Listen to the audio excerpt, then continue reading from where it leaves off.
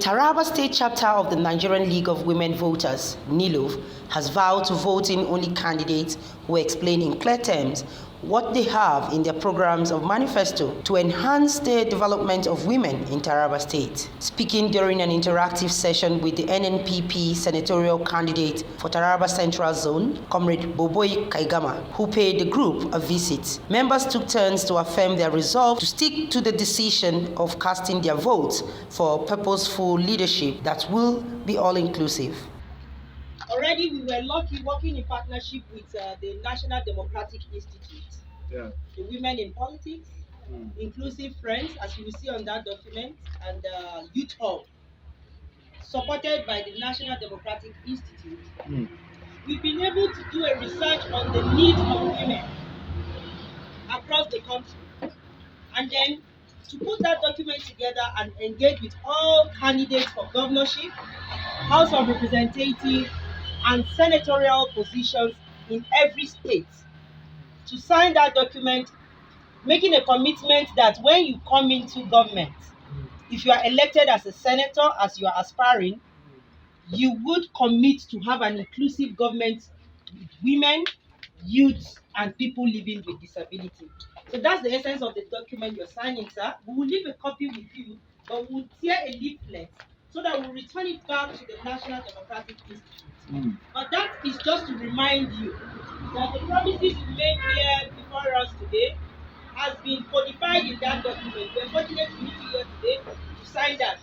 So it's not a coincidence, but it's God's design, which means that by the time you emerge, God's willing, you would certainly have women, inclusive, youth, and then people living with disability, inclusive government. And we will bring back the second copy, sir, since you have the original, to remind you, just in case you forget, sir, so that you will keep your promises and fulfill them as we go on. Wish you luck as you proceed. Thank you. No matter we are left behind.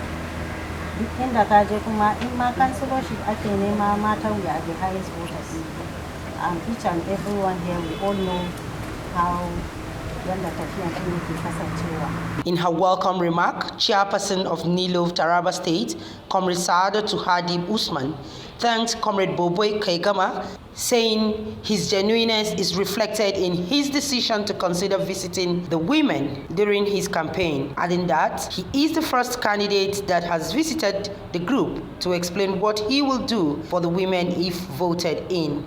Hence, NILOWV will assess his promises through her members in the Central Zone, if the best among the rest, mobilize women to vote for him come February 25th, 2023.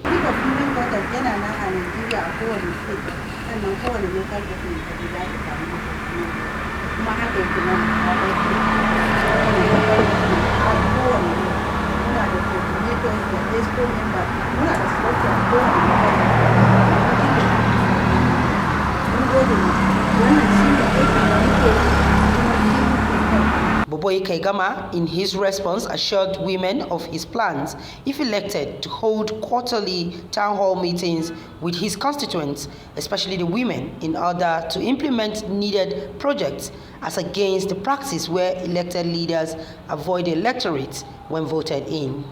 National Assembly ba inda za a ce an je ne na shanti ba inda an je ne ina zaune ina so nemi inda ne TV camera ya haskaka ni don mutane na su dube ni a constituency na ba. Ana so ne inda mutum zai tashi ya yi tallan constituency sa, ya tabbata cewa ya kwato ma constituency shi hakkinsu. Yanzu ku yi hakuri wanda suke Northern Taraba da Southern Taraba, ko kuke da wuta. Mu a Central Taraba ba mu da National Grid. Ba hada mu da National Grid ba, laifi mai muka yi. Ba mu da high institution.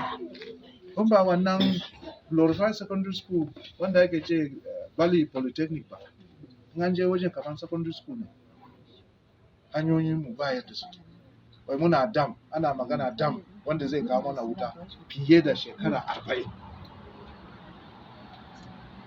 So, abu ne wanda ana so wanda zai tashi ya yi ihu in za a daka abin da tebur ma a daka tebur a tabbata cewa an kwato ma mutane hakkinsu. So na zo ne in nemi alfarman ku da yi kokon barata cewa idan kun bani kuri'un mun san kuna da fariya ji don kungiyanku ba inda ba ku nan a local government 16 na Taraba, particularly a Central Zone. Ina neman baya na nuna zai tafi da mata da matasa don aikan da na yi a baya a yadda na kan nuna mata a aikace ba koyi ba. In za a yi koyi sai dai a yi koyi da ni don na so ma yi da kafin wani ɗan takara. So ni ne a farko wanda ya so ma nuna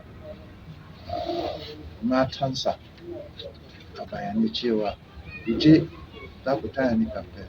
Dalilin za ku taya ni shine idan mata kun linking up da mata in ba su samu direct access da ni ba, turu ku mata na za su samu NILOWV Taraba State chapter says its doors will remain open to engage any candidate willing to canvass for their votes, but must come to explain their developmental plans they have for the women before the elections. Queen Kunde reporting for ZT News.